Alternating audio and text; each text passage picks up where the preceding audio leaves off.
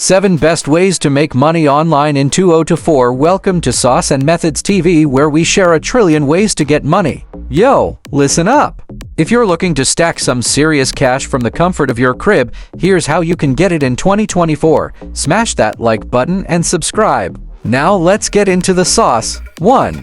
Affiliate marketing. Get paid for reppin' brands. The move. Promote products online, and when someone buys through your link, you get a cut. Why it's hot. AI's got your back, helping you target the right people and rake in commissions. 2. Drop shipping. Flip goods without stock. The move. Run an online store without holding inventory. Your supplier ships directly to your customers. Why it's hot. Low startup costs mean you can test and scale fast. 3. Online courses and coaching. Drop knowledge. Get paid. The move. Share your skills through courses or coaching. People are hungry to learn online. Why it's hot. E-learning is booming, and folks are willing to pay for quality knowledge. 4. Freelancing. Get paid for your skills. Move. Offer services like writing, design, or coding to clients worldwide. Why it's hot. More businesses are hiring freelancers, giving you control over your income. 5. Print on demand. Create and earn. Move. Design graphics for tees, mugs, and more.